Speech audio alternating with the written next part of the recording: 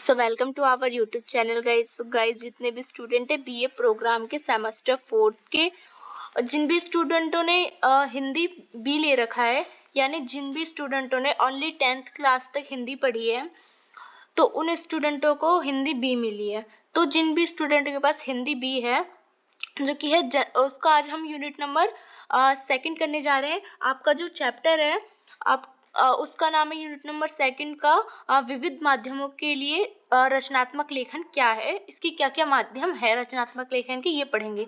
तो आपके पास जो हिंदी बी है उस सब्जेक्ट का नाम है जनसंचार और रचनात्मक लेखन, जो कि आपका एईसी का सब्जेक्ट है। तो आपका जो जनसंचार और रचनात्मक लेखन है इसका मैं फर्स्ट यूनिट ऑलरेडी करा चुकी हूँ कि जनसंचार और रचनात्मक लेखन है क्या। ये आपका फर्स्ट यूनिट था, ये ऑलरेडी मैं करा चुकी हूँ। आज मैं करा रही हूँ सेकेंड यूनिट।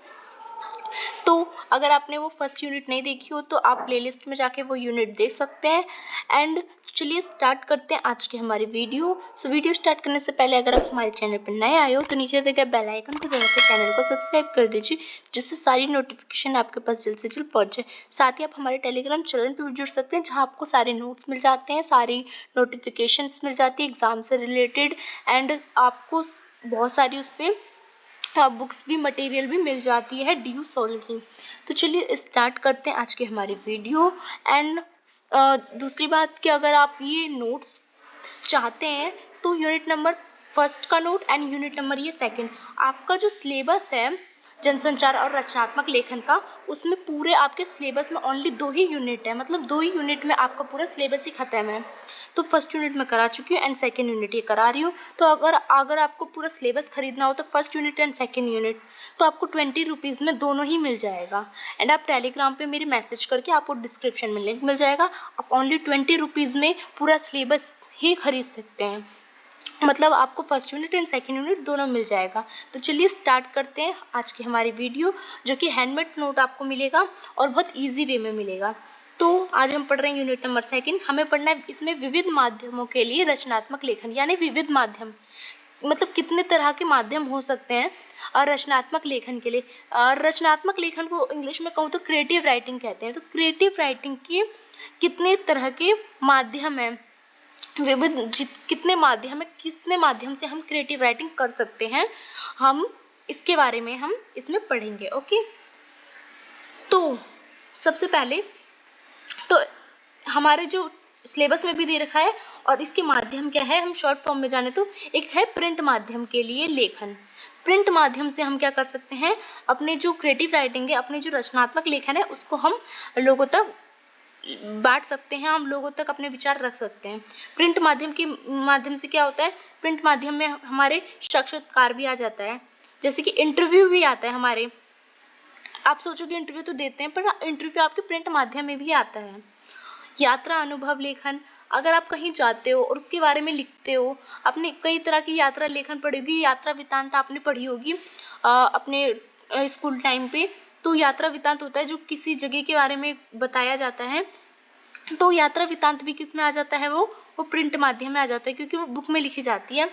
और जैसे कि आप ये कह सकते हो कि आजकल तो सोशल मीडिया का ज़माना है, तो हम ब्लॉग लिखते हैं। हम जैसे कि किसी प्लेस पे घूमने जाते हैं, मान लो किसी हिस्टोरिकल प्लेस पे जाते हैं या किसी मंदिर कहीं पे भी जाते हैं, तो हम क्या है उसका ब्लॉग लिखते हैं अपने सोशल मीडिया पे। तो ये भी क्या है, प्रिंट माध्यम के माध्यम से मतलब क्या आ जाता है, ये भी एक हमारा रचनात्मक लेखन, एक क्रिएटिव राइटिंग के अंतर्गत आ जाता है। उसके बाद है इलेक्ट्रॉनिक माध्यम के लिए लेखन। तो इलेक्ट्रॉनिक माध्यम के लिए लेखन भी इसमें आ जाता है हमारे संवाद लेखन और गीत।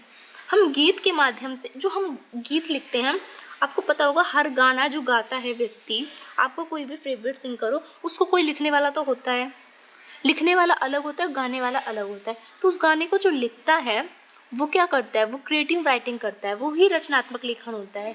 वो गीत को वो अपने मन से जो चीज़ लिखता है, रचना करता है, उसको ही रचनात्मक लेखन कहते हैं। संवाद लेखन, आप कोई मूवी देखने जाते हो, क्या जो हीरो हीरोइन जो एक्टर्स में रोल कर रहे होते हैं, क्या वही पिक्चर बनाते हैं? नहीं, वो तो रोल कर रहे होते हैं, उसको लिखने वाला राइटर कोई और होता है। तो वो जो संवाद होते हैं वो किसी राइटर का लिखा हुआ होता है, किसी की अपनी रचनात्मक लेखन होती है, किसी की क्रिएटिव राइटिंग होती है वो। तो वो हम इलेक्ट्रिक माध्यम से क्या करते हैं, सुनते हैं और देखते हैं पिक्चर। तो ये भी क्या हो गया, हमारा ये इलेक्ट्रिक माध्यम के लिए रचनात्मक लेखन हो गया। तीसरी चीज होती है विज्ञापन। हमें किसी चीज का ऐड कराना होता है, शैम्पू का, साबुन का, तो जो शैम्पू साबुन का ऐड कराते हैं वो टीवी पे आता है, तो जिससे वो ऐड कराने के लिए वो पैसे देता होगा। मान लो गोदरेज कंपनी देती है किसी को ऐड कराने के लिए कि हमारा ऐड करो आप, तो वो जो उसका राइटर होता है वो लिखता है ऐड कैसे होगा, उसमें संवाद क्या होगा, उसमें डायलॉग क्या होगी, उसमें कॉमेडी क्या होगी, कैसे लाइन, जैसे कि अपने निर्मा का लाइन सुनोगे, पहले इस्तेमाल करे फिर विश्वास करे, तो ये सब क्रिएटिव राइटिंग के अंतर्गत आता है, तो ये विज्ञापन लेखन के अंतर्गत आ जाता है। तो आप समझ गए होंगे कि रचनात्मक लेखन के विविध माध्यम कौन कौन से होते हैं। पहला होता है प्रिंट माध्यम, दूसरा होता है इलेक्ट्रॉनिक माध्यम और तीसरा होता है विज्ञापन लेखन। ओके, अब चलिए एक एक करके इसको डिटेल में जानते हैं। तो प्रिंट माध्यम पहले देखते हैं हम, प्रिंट माध्यम के लिए कैसे होता है। सबसे पहले साक्षात्कार यानी इंटरव्यू। इंटरव्यू कैसे हमारा रचनात्मक लेखन का एक विविध रूप होता है, तो जानते हैं। साक्षात्कार एक विद्या होती है, यानी इंटरव्यू क्या है, इंटरव्यू एक विद्या है जिसमें कोई व्यक्ति विशेष और एक प्रश्नकर्ता क्या करता है, एक सामने बैठा रहता है, एक प्रश्नकर्ता होता है, प्रश्न करने वाला व्यक्ति, और एक जवाब देने वाला व्यक्ति। इंटरव्यू में आप जानते हो दो व्यक्तियों के बीच इंटरव्यू होता है, या एक देने वाला होता है इंटरव्यू और एक लेने वाला होता है। तो उनके प्रश्नोत्तर के माध्यम से व्यक्ति विशेष की जो साहित्यिक और सांस्कृतिक आदि इन सब की क्या मिलती है, जानकारी मिलती है। ये क्या कहलाती है, ये साक्षात्कार कहलाती है। उसका संस्कृति कैसा है, मतलब उसकी बिहेवियर कैसा है, उसका रहने ढहने का क्या होता है, इंटरव्यू में क्या देखा जाता है, उसकी पर्सनैलिटी देखी जाती है, उसने क्या लिखा है, मतलब अपने सीवी में, मतलब अपने जो उसका कैरिकुलम होता है उसमें क्या लिखा है, उसकी अपने बायोडाटा में, और जो पूछने वाला व्यक्ति होता है वो कौन कौन से सवाल पूछ रहा है। तो ये भी क्या होता है, क्रिएटिव राइटिंग के अंतर्गत आती है, जो कि प्रिंट माध्यम के लिए और साक्षात्कार के अंतर्गत आती है। इसमें क्या होता है, विभिन्न जनसंचार के माध्यम से क्या होता है, अलग अलग होती है ये, मतलब विभिन्न जनसंचार के माध्यम से अलग अलग इंटरव्यू होता है। अब इंटरव्यू अलग अलग कैसे होता है, आप सोच रहे हो इंटरव्यू अलग, इंटरव्यू तो होता है, इंटरव्यू में आप सोच रहे हो अभी तक कि कैसे कह रही है कि इंटरव्यू लिखित होता है, मतलब इंटरव्यू कैसे, मतलब एक प्रिंट माध्यम के हो सकता है, छपा के कैसे हो सकता है, इंटरव्यू तो पूछ कर होता है। अब मैं बताती हूँ आपको कैसे होता है। आपने किसी नेता का इंटरव्यू देखा होगा, हाँ, या कोई मैच जीतता है तो वो इंटरव्यू देता है, तो अपने क्या करता है, या कोई एक्टर होता है उसकी मूवी रिलीज होती है तो वो इंटरव्यू देता है। मैं इस इंटरव्यू की बात कर रही हूँ।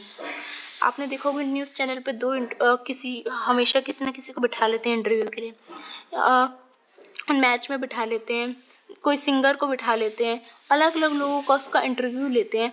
ये आजकल सोशल मीडिया पे चल रहा है, जैसे कि संदीप माहेश्वरी देखा होगा, उसके आप लोग तो जानते ही होंगे, उसके बहुत सारे लोग आते हैं उसके पास, वो उनका इंटरव्यू लेता है। कपिल शर्मा शो देख लीजिए, कॉमेडी शो है, फिर भी लिखित होता है ना, उसकी स्क्रिप्ट लिखे जाते हैं ना, आपको पता होगा उसकी स्क्रिप्ट कॉमेडी लिखी जाती है उसमें, और वो भी एक इंटरव्यू ही शो है, उसको कॉमेडी वे में प्रस्तुत किया गया है। उसमें जो भी व्यक्ति आते हैं उसके इंटरव्यू लिया जाता है। कॉफी विद करण आपने देखा होगा। तो बहुत सारे ऐसी चीज़ है जो कि लिखित माध्यम से होता है, ऐसे वाले इंटरव्यू की बात कर रही हूँ मैं। तो ये इंटरव्यू क्या होता है, ये मतलब साक्षात्कार जो है वो जनसंचार का एक माध्यम होता है, और उनके लिए लेखन भी अलग अलग होते हैं, उस सब के लिए अलग अलग लेखन होते हैं। अखबार लेखन भी होता है इंटरव्यू के अंतर्गत, जो इंटरव्यू लेते हैं अखबार में आप पढ़ते हो, ये भी इंटरव्यू लेखन के अंतर्गत आता है। पत्रिका जो होती है ये भी छपती है, ये भी इंटरव्यू लेखन के अंदर आती है। इसका अलग अलग तरीका होता है। रेडियो के माध्यम से भी इंटरव्यू लेखन किया जाता है, अब कम होता है रेडियो के माध्यम से, पर किया जाता था। अलग अलग होता है, टेलीविजन के माध्यम से होता है, टेलीविजन पे बिठा के दो जनों का इंटरव्यू होता है, जैसे मैंने अभी आपको बहुत सारे एग्जांपल दिए। क्योंकि जनसंचार के माध्यम अलग अलग है तो इनकी ज़रूरत भी क्या है, अलग अलग होती है। इसलिए इन सभी माध्यमों के लिए क्या होते हैं, लिखते समय जो पाठक होता है, मतलब लिखते समय पढ़ने वाला जो व्यक्ति होता है, यानी चाहे वो अगर अखबार पढ़ रहा हो तो वो पढ़ने वाला व्यक्ति के बारे को सोच के लिखेंगे, अगर वो रेडियो वाला मतलब बोल रहा है रेडियो पे तो वो श्रोता जो सुन रहा होगा उसके माध्यम से लिखेंगे। मतलब पढ़ने वाला और श्रोता जो होता है सुनने वाला, उसको ध्यान में रखते हुए लिखने वाला व्यक्ति रचनात्मक लेखन ऐसे लिखता है कि दर्शकों की जरूरत का ध्यान रखना उसके लिए बहुत जरूरी होता है कि उसे एंटरटेनमेंट भी लगे, वो समझे इस चीज को, मतलब उसमें ऐसी ऐसी चीजों को ऐड करता है जिससे वो इंटरेस्ट बन जाए और लोग उसे देखे, सुने या पढ़े। तो अंग्रेजी शब्द में इसे इंटरव्यू कहते हैं, जैसा कि आप जानते हैं। इसके जो इसके शब्दार्थ है उसके रूप में कहे तो साक्षात्कार जो है शब्द का प्रयोग किया जाता है, मतलब इंटरव्यू को ही साक्षात्कार कहा जाता है। इसका सीधा जो आशय होता है वो साक्षात करना होता है, यानी अपने आप को किसी के सामने साक्षात प्रस्तुत करना होता है। अब इंटरव्यू वही होता है, जैसे कि बहुत सारे शो भी होते हैं इंटरव्यू से रिलेटेड, पिक्चर होती है, रेडियो पे भी होता है, आप सुनते होंगे, रेडियो माध्यम से होता है, अखबार के माध्यम से भी, अखबार में भी वो छाप दिया जाता है, मैगजीन में भी छाप दिया जाता है। तो ये सारी चीज आप ये मत सोचिए कि बस जॉब देने जाते हैं वही इंटरव्यू होता है। इंटरव्यू बहुत तरह के होते हैं, आपको ये ना पता हो तो Kapil Sharma show, copy with Karan, falooda with फरा, ये सारे जो हैं ये शो भी आते हैं, ये सब भी क्या है, इंटरव्यू शो ही है। इस तरह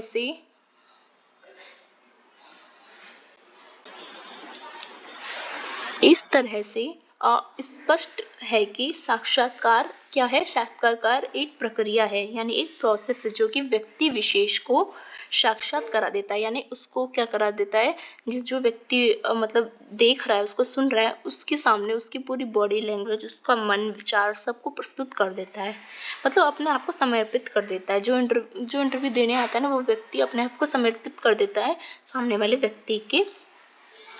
तो किसी भी क्षेत्र में विशेष में चर्चित या विशिष्ट उपलब्धियां हासिल करने वाले व्यक्ति के संपूर्ण व्यक्तित्व और जो कृतित्व होते हैं उसकी जानकारी जिस विधि के माध्यम से द्वारा प्राप्त की जाती है उसे ही साक्षात्कार कहते हैं। साक्षात्कार यानी इंटरव्यू, यानी सिर्फ जॉब इंटरव्यू नहीं होता है। आप सोशल मीडिया पे इतने इंटरव्यू देखते हैं, आप अगर जो स्टॉल देखते होंगे, लोग जो स्टॉल आप देखे होंगे सोशल मीडिया पे सबसे ज्यादा आता है, संदीप महेश्वरी के ज्यादा आते हैं, अजय किशोरी के देखते होंगे, कहीं अलग अलग प्लेटफॉर्म पे जाके इंटरव्यू देती हैं। तो ये सारे इंटरव्यू ही होते हैं, मतलब व्यक्ति के विचार सबके सामने रख देना अपने आप को पूरी तरह से, वही इंटरव्यू होता है। और जिस माध्यम से उस व्यक्ति के विचार धरे जाते हैं उसी को क्या कहते हैं, इंटरव्यू कहा जाता है, यानी साक्षात्कार कहा जाता है। फर्स्ट होता है कि प्रतियोगात्मक साक्षात्कार, यानी इससे आप समझ सकते हो प्रतियोगात्मक मतलब कंपटीशन में जो आपके कंपटीशन के लिए जो आपके इंटरव्यूज होते हैं, यानी जो पेपर्स एग्जाम रिलेटेड आपके जो आप एग्जाम रिलेटेड जो इंटरव्यू देते हो किसी जॉब के लिए, तो वो होता है प्रतियोगात्मक साक्षात्कार। और दूसरा होता है माध्यम उपयोगी साक्षात्कार। तो माध्यम उपयोगी साक्षात्कार जो होता है वो ऐसे होते हैं जो कि टीवी, टेलीविजन, रेडियो, इन सब के माध्यम से या किसी पुस्तक या किसी अखबार के माध्यम से जो दिया जाता है। प्रतियोगात्मक क्या होता है और माध्यम उपयोगी क्या होता है हम डिटेल में जानते हैं। तो जो प्रतियोगात्मक साक्षात्कार होता है इससे आप समझ रहे हो कंपटीशन के लिए होता है, ये मतलब किसी एग्जाम के लिए। इसका आयोजन किसी सरकारी या जो निजी पद होता है, यानी किसी मतलब ये जो सरकारी जो नौकरी होती है या जो प्राइवेट जॉब होती है उसकी पोस्ट के लिए हम जो इंटरव्यू देते हैं उस इंटरव्यू को कहते हैं प्रतियोगात्मक साक्षात्कार, यानी किसी कंपटीशन के लिए हमें जो इंटरव्यू देते हैं वो। और इसमें क्या होता है, इसमें जो पूर्व सेवा आयोजक के द्वारा क्या होता है, मतलब जो इंटरव्यू लेने वाला होता है वो उचित अभ्यर्थी का चयन किया जाता है। मतलब जो अच्छा इंटरव्यूअर जो होता है वो ये देखता है कि कौन अच्छा इंटरव्यू दे रहा है, कौन इस लायक है इस जॉब के, वो देखता है। और ये क्या होता है, ये एक तरफ से आमने सामने बैठ के ये इंटरव्यू दिया जाता है। और दूसरा है मध्यम उपयोगी साक्षात्कार। मध्यम उपयोगी साक्षात्कार होता है ये किसी माध्यम से दिया जाता है। और जैसे आप देखते होंगे कोई मैच जीतता है तो कोई मतलब क्रिकेटर देता है या कोई सिंगर देता है, जब नई पिक्चर आती है तो कोई राइटर देता है, कोई जैसे आप शो देखते हो कपिल शर्मा शो हो जाता है, आपके कॉफी विद करण हो जाते हैं, या आप संदीप महेश्वरी को देखते हो, जया किशोरी को देखते हो, ये बहुत सारे, या आप न्यूज़ पे देखते होगे कि कभी किसी सीएम का कभी किसी एमएलए का इंटरव्यू लिया जाता है। तो इस इंटरव्यू को कहते हैं, इसी इंटरव्यू को कहते हैं मतलब मध्यम उपयोगी, यानी किसी के माध्यम से लिया गया इंटरव्यू क्या होता है, मध्यम उपयोगी इंटरव्यू होता है, जो कि डायरेक्ट नहीं लिया जाता, किसी माध्यम से लिया जा सकता है। जैसे कि जो जनसंचार माध्यम होते हैं उसके द्वारा जन सामान्य तक पहुंचाए जाते हैं। अब पहला वाला जो इंटरव्यू था प्रतियोगात्मक, वो अकेले में लिया जाता है, जो कि होता है प्रतियोगी, जो कि हम जॉब के लिए लेते हैं और इसमें आमने सामने बैठ के इंटरव्यू देना होता है। बट जो मध्यम उपयोगी इंटरव्यू होता है, ये एक ऐसा इंटरव्यू होता है जो किसी माध्यम से दिया जाता है और ये बहुत सारी जनता तक पहुंचाया जाता है। ये इंटरव्यू जैसे कि 2 जने का व्यक्ति का इंटरव्यू हो रहा है, जैसे कि टीवी पे होता है, न्यूज़ चैनल पे होता है, या आपने संदेश माहेश्वरी की वीडियोस देखी हो तो उसमें वो इंटरव्यू लेता है।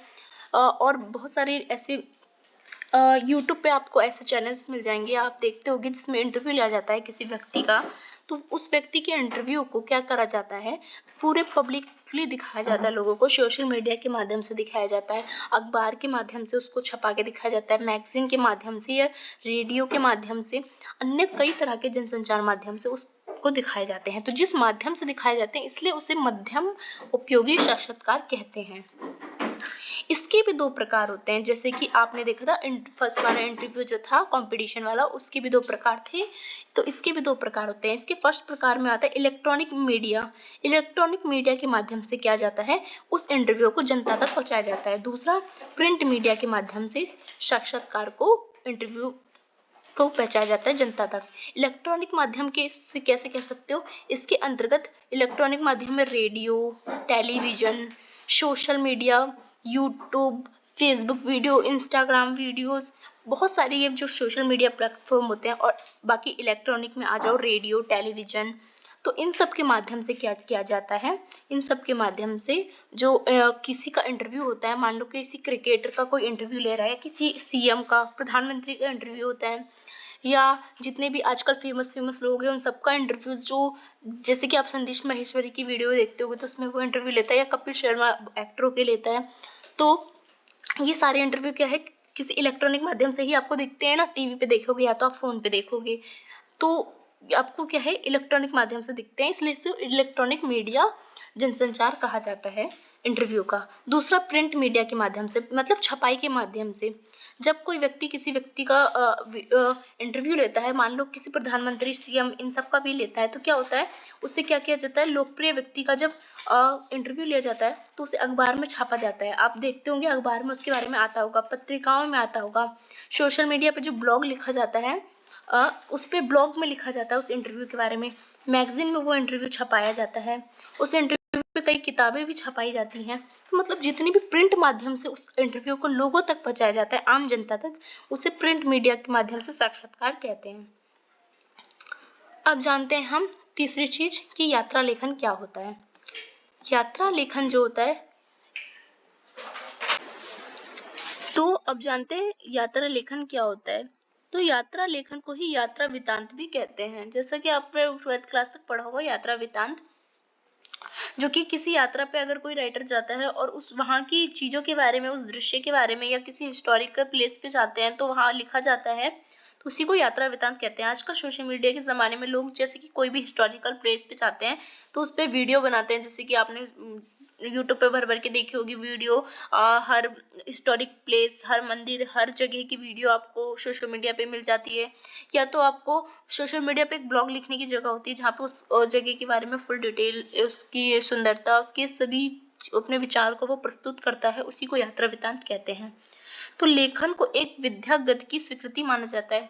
इस लेखन को एक गद विद्या, मतलब जो गद विद्या होती है, एक पद होता है जो पद में लिखा रहता है, गद विद्या जो होती है आपको पता होगा जिसमें कहानी वगैरह लिखी जाती है, तो गद विद्या की एक स्वीकृति मानी जाती है। आधुनिक काल में ये शुरू हुई है। यात्रा वृत्तांत ऐसा माना जाता है कि आधुनिक काल की एक देन है, मतलब आधुनिक काल में ये प्रचलित हुई है यात्रा लेखन की, यात्रा लिखना जो है वो आधुनिक काल में प्रचलित हुई है। तो इससे पश्चात संपर्क या परिणाम माना जाता है ये। तो यात्रा में स्थान, उस स्थान का जिक्र, जिस स्थान पे वो घूम रहा है, उस प्रदेश का, उसके दृश्य आदि, इन सब का वर्णन करना ही यात्रा वृत्तांत कहलाता है।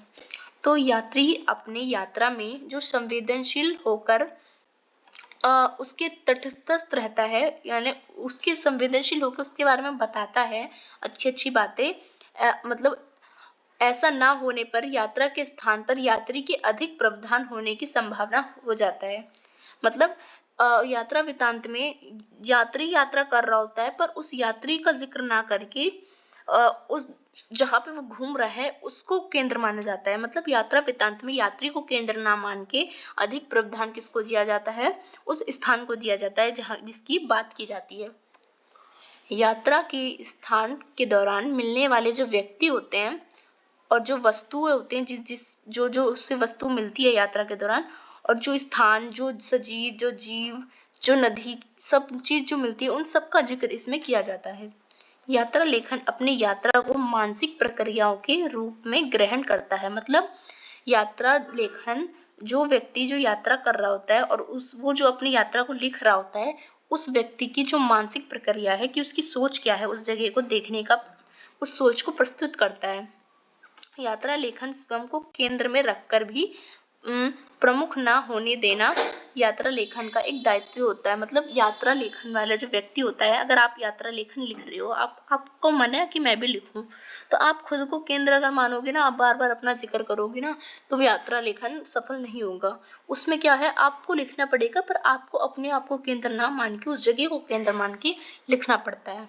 यात्रा वृत्तांत में संस्मरण जो होते हैं, यानी जो भी यादें होते हैं वहां की, जहां हम घूमते हैं, और उसका रेखा चित्र, उसका दृश्य, उसकी आलोचना, वहां की बुराइयां भी, और उस पे निबंध, ये सारे गुण इसमें शामिल होते हैं। तो हिंदी साहित्य में यात्रा वृत्तांत लेखन की परंपरा जो है वो भारतेंदु युग से मानी जाती है। मतलब इसकी शुरुआत जो है वो भारतेंदु युग से मानी जाती है। आज के इंटरनेट और इलेक्ट्रॉनिक की दुनिया में क्या है, जब भी कोई व्यक्ति कहीं जाता है तो वह क्या करता है, सोशल मीडिया प्लेटफॉर्म पे जो ब्लॉग लिखता है, आपने देखा होगा ब्लॉग लिखने का ऑप्शन आता है फेसबुक, इंस्टाग्राम, यूट्यूब, सब जगह पे, तो वो क्या करता है, ब्लॉग लिखता है उस जगह के बारे में। आजकल तो ये सबसे ज्यादा प्रचलित है यात्रा वृत्तांत, या तो वहां की वीडियो बना के डालता है। तो इसमें व्यक्ति अपने अनुभव को, अपने भावों को व्यक्त करता है उस ब्लॉग के माध्यम से। जिससे आज लोगों को कहीं जाना होता है तो वह पहले क्या करते हैं, उसका अनुभव देखते हैं, फिर जाने का सोचते हैं। अगर आपको अभी कहीं जाना होगा घूमने के लिए, तो आप सबसे पहले क्या करते हो, सोशल मीडिया उठाते हो, आप देखते हो किसी व्यक्ति का व्लॉग देखते हो। और व्लॉग होता है जो वीडियोस होता है जो बनाई जाती है किसी पर्टिकुलर प्लेस पे, और जो ब्लॉग होता है वो लिखित होता है, जो सोशल मीडिया माध्यम पे आपको उस जगह के बारे में लिखा हुआ मिलता है। तो ब्लॉग और व्लॉग दोनों को देखा जाता है पहले, फिर व्यक्ति डिसाइड करता है कि हमें इस जगह पे जाना चाहिए। आजकल सबसे ज्यादा ये प्रचलित है। अब देखते हैं इलेक्ट्रॉनिक माध्यम से संवाद लेखन कैसे किया जाता है। कैसे इलेक्ट्रॉनिक माध्यम से हम संवाद करते हैं। तो ये जो लेखन होता है, तो ये लेखन जिसमें दो या दो से अधिक संवादों के बीच होने वाली बातचीत को लिखित रूप से व्यक्त करते हैं। तो संवाद लेखन का मतलब होता है कि इसमें दो या दो व्यक्ति से अधिक व्यक्तियों के जो संवाद होते हैं, उसकी डायलॉग्स होते हैं, उसको क्या करता है, लिखित रूप में व्यक्त किया जाता है। ये क्या होती है संवाद लेखन? संवाद लेखन यह एक प्रमुख लेखन शैली होती है जिसका उपयोग विशेष रूप से पत्र लेखन के लिए किया जाता है या पत्रिका लेखन और नाटकों में किया जाता है। आप जितने भी पिक्चर देखते हो या आप नुक्कड़ नाटक देखते हो, आप कोई भी नाटक देखते हो, सीरियल देखते हो, चाहे आप पत्र पढ़ते हो, चाहे आप किसी को पत्र भेजते हो, चाहे आप चैटिंग करते हो, चैटिंग भी क्या होता है, वो भी एक संवाद लेखन के अंतर्गत आता है कि आप क्या करते हो, दो या दो व्यक्ति के बीच में क्या होता है, संवाद होता है। और आजकल टाइपिंग जो चैटिंग होती है वो भी पत्र लेखन के अंतर्गत ही आता है। और पत्रिका लेखन में भी आप किसी को चिट्ठी लिखते हो तो ये भी उसी के अंतर्गत आता है। और जैसे कि आप कोई मूवी देखते होगे तो जो उसका राइटर होता है वही क्या करता है, संवाद लिखता है कि इस व्यक्ति को कौन से डायलॉग बोलना है, इस व्यक्ति को क्या बोलना है, पूरे संवाद को वो व्यक्ति ही तैयार करता है। तो इसी को क्या कहते हैं, संवाद लेखन कहते हैं। संवाद लेखन की विशेषता यह है कि जिसमें व्यक्ति रूप से बातचीत को प्रस्तुत करता है। मतलब संवाद लेखन का सीधा मतलब यह है कि किसी व्यक्ति के कोई व्यक्ति से बात कर रहा है, उस व्यक्ति की बात को दिखाना ही संवाद लेखन होता है। जिससे संवाद से संबंधित जो संवाद की सोच होती है कि बात करने का सोच क्या है, उसके विचार क्या है, वो किस भावना से बात कर रहा है, उसका अनुभव क्या है, ये सब उसमें रखा जाता है उस संवाद लेखन में। संवाद लेखन का उदाहरण आप कह सकते हो कि अखबार, अखबार जो आप पढ़ते हो वो भी संवाद लेखन के अंतर्गत आता है। उसमें जो मतलब छापने वाला व्यक्ति होता है वो अपने मतलब क्या करता है, अपने विचारों को छापता है न्यूज़ को अपने माध्यम से, अपने संवाद के माध्यम से। आप कोई नाटक पढ़ते हो या आप कोई नाटक देखते हो, जैसे कि कोई मूवी वगैरह, तो इसमें भी जो संवाद लेखन होता है, इससे पहले, मूवी से पहले वो एक लिखी जाती है राइटर द्वारा, तो वो भी क्या होता है, संवाद लेखन होता है। धारावाहिक देखते हो आप, सीरियल देखते हो, कॉमिक बुक या पढ़ते हो, तो आपने उसमें भी देखा होगा संवाद लेखन होता है, दो या तीन लोगों के बीच में बातचीत होती है। तो संवाद लेखन किसी भी विषय पर हो सकता है। ये व्यक्तिगत भी हो सकता है, सामाजिक भी हो सकता है, पेशेवर भी हो सकता है, व्यवसाय भी हो सकता है। इसकी कोई सीमा नहीं है, किसी व्यक्ति पे भी हो सकता है। संवाद लेखन मतलब ये व्यक्तिगत भी हो सकता है, किसी व्यक्ति के ऊपर भी संवाद किया जा सकता है, व्यक्ति व्यक्ति के बीच, या समाज से रिलेटेड बात पे भी लिखी जा सकती है। नाटक देखा होगा आपने, पिक्चर भी, क्योंकि धारावाहिक भी जो होती है और कॉमिक बुक भी होती है, वो भी इन सारे टॉपिक्स पे होती है। संवाद लेखन दो या दो से अधिक व्यक्तियों के बीच अपने भावना को व्यक्त करने का जरिया या तो मंच होता है, जिसके माध्यम से लोग अपने विचारों को प्रस्तुत करते हैं दूसरे व्यक्ति के सामने। संवाद लेखन का उद्देश्य है वो दृष्टिकोण, विचार और जो ज्ञान बांटना है और जो मनोरंजन करना, ये उसका उद्देश्य होता है। तो संवाद लेखन क्या करता है, संविधान लेखन अपना एक दृष्टिकोण प्रस्तुत करता है, अपने विचार प्रस्तुत करता है, लिखने वाला ज्ञान बांटता है अपने अंदर, और जो लोग होता है उसको मनोरंजन करता है। आप समझ गए होंगे संवाद लेखन क्या होता है। तो अब जानते हैं संवाद लेखन का प्रारूप क्या है, मतलब इसके क्या क्या रूप है। तो संवाद लेखन का रूप सबसे पहला होता है शीर्षक। आप कोई भी संवाद लेखन अगर आप खुद लिख रहे हो, कोई आप नाटक लिख रहे हो, मतलब कोई मूवी लिख रहे हो, तो उस मूवी का नाम तो आपको लिखना पड़ेगा, या आप कोई कॉमिक लिख रहे हो तो उसका नाम, तो आपको शीर्षक, उसका टाइटल तो देना पड़ेगा। तो शीर्षक सबसे पहला मुख्य काम होता है। इसमें संवाद की शुरुआत होती है, जिसमें जिससे उसे विषय के बारे में पता चल जाता है। एक टाइटल हमें देना पड़ता है। दूसरा चीज होता है प्रवेश। प्रवेश होता है संवाद लेखन की शुरुआत में जो दोनों पक्षों का नाम होता है और उसका पता, तारीख होता है। तो अगर आप संवाद लेखन लिख रहे हो तो आप सबसे पहले एक टाइटल दोगे, उसके बाद प्रवेश दोगे कि ये किन के बीच में बात हो रहा है, उन दो व्यक्ति का नाम बताओगे जिसके बीच में हो रहा है, ये ज्यादा व्यक्ति तो उसका नाम, कहाँ किस स्थान पे हो रहा है, मतलब उसका पता आप उसमें देते हो। उसके बाद तीसरी चीज है मुख्य भाग आता है। तीसरी चीज का मतलब मुख्य भाग। इसमें बातचीत की विस्तृत जानकारी होती है कि बातचीत किस चीज पे हो रही है, पूरी बातचीत होती है इसमें। चौथी चीज होती है समाप्ति। समाप्ति कैसे होता है, संवाद लेखन का अंत में संवादों के नाम और साथ ही संवाद में जो विचार है उसका सारांश दिया जाता है कि ये संवाद किस, एक मतलब एक ये दिया जाता है कि ये पिक्चर क्यों दिखाई गई है या ये क्यों दिखाई गई है, सारांश में छोटी तरीके से बताया जाता है। तो संवाद लेखन है जो व्यक्तिगत, सार्वजनिक और वाद विवाद और राजनीतिक, इन सब पे हो सकता है, क्योंकि आपने मूवी भी देखी हो तो वो राजनीतिक पे भी होती है, सार्वजनिक भी होती है, प्राइवेट व्यक्तिगत पे भी होती है, किसी पर्सनल लाइफ पे किसी के, तो किसी वाद विवाद पे भी होती है। तो सब चीजों पे पिक्चर बनाई जाती है। तो पिक्चर को आप एग्जाम्पल सबसे अच्छा लिख सकते हो संवाद लेखन में। उसके बाद आ जाता है लास्ट विज्ञापन लेखन, जो कि एडवर्टाइजमेंट होती है। तो विज्ञापन लेखन क्या होता है, विज्ञापन शब्द जो है वो दो शब्दों से मिलकर बना है सबसे पहले। तो एक है वी इसका उपसर्ग होता है जो कि पहले लगता है, तथा ज्ञापन, वी और ज्ञापन से मिलकर बना है विज्ञापन। तो वी का अर्थ होता है विशेष, तथा ज्ञापन का अर्थ होता है जानकारी। यानी विज्ञापन का अर्थ क्या हो गया, विशेष जानकारी, यानी किसी वस्तु के विषय में विशेष जानकारी देना ही क्या कहलाता है, विज्ञापन कहलाता है।